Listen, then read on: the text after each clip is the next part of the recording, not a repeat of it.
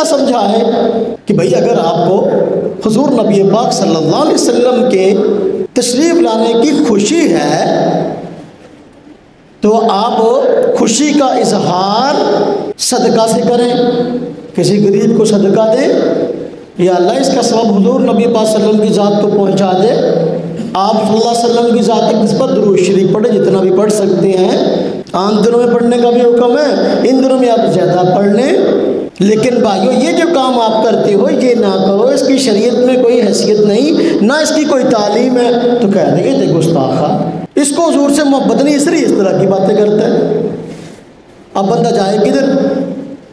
حضور نبی پاک صلی اللہ علیہ وسلم کا فرمان ہے اگر تم کسی برائی کو دیکھو، اگر تم اس کو اپنے ہاتھ سے روک سکتے ہو تو ہاتھ سے روکو، اگر اتنی طاقت نہیں تو زبان سے روک سکتے ہو تو زبان سے روکو، اگر زبان سے نہیں روک سکتے تو پھر فرمایا کہ دل میں اس کو برا جانو۔ اب اگر کہ بندہ حوصلہ کر کے یہ کہہ دے کہ بھائی یہ جو کچھ ہو رہا ہے یہ خلاف سنت ہے، حضور نبی صلی اللہ علیہ وسلم کی تعلیم نہیں، نہ آپ نے یہ خود کیا نہ صحابہ کرام کو کرنے کا حکم دیا، تو نہ کرو، کہتے ہیں گستاخ ہے، یعنی اس کو گستاخ بنائے کھڑا کر دیتے ہیں۔ کس کو؟ تو حضور نبی صلی اللہ علیہ وسلم کے آنے کی خوشی نہیں ہے۔ ہم کہتے ہیں اگر خوشی کا یہی معیار ہے کہ حضور نبی صلی اللہ علیہ وسلم کی تعلیمات کے خلاف ہی چلنا ہے تو پھر ایسی خوشی تمہیں مبارک۔ خوشی تو حضور نبی صلی اللہ علیہ وسلم نے خوشی کا طریقہ یہ بتایا، غمی کا طریقہ یہ بتایا، لیکن اس دن کو بطور تہوار کے منانے کا اس طرح کا طریقہ کوئی حضور کی تعلیم نہیں ہے کہ ان دنوں میں اس دن کو بطور تہوار کے منا لو اور اس میں اپنی من مرضی کی چیزیں نکال لو۔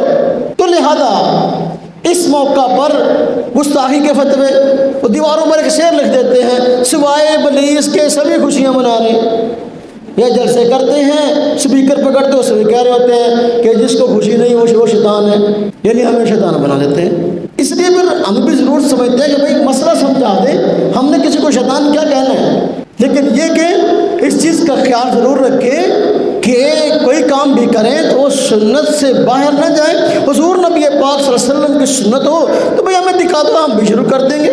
اور حضور کی سنت تو وہی ہوتی ہے جو حضور نبی صلی اللہ علیہ وسلم کا طریقہ ہے اور آپ سے اس طریقے کو صحابہ نے لیا ہے اور اس کو عام کیا ہے، دنیا میں پھیلا دیا ہے۔ وہ دین کا ایک جو ہے وہ طریقے کے طور پر بات معروف ہو گئی، دین کے مسئلے کے طور پر بات معروف ہو گئی، تو اسلام کی تعلیم کے طور پر وہ بات معروف ہوگی، مشہور ہو گئی ہے، وہ سنت ہے۔ تو یہ تو کوئی چیز نہیں ہے کہ دوسرے پر گستاخی کے فتوے لگا دو، اور خود یہ ہے گستاخی پہ گستاخیاں کیے جاؤ کہ مسجد سے اذان کی آواز آ رہی ہے لیکن پھر بھی جو ہے وہ نماز پڑھنے کو تیار نہیں کیا، یہ اذان کی گستاخی نہیں۔ وہ جھنڈیاں لگاتے ہیں، اس کے اوپر حضور صلی اللہ علیہ وسلم کا روزہ بنا ہوا ہوتا ہے، وہ نالیوں میں گرتا ہے، یہ گستاخی نہیں۔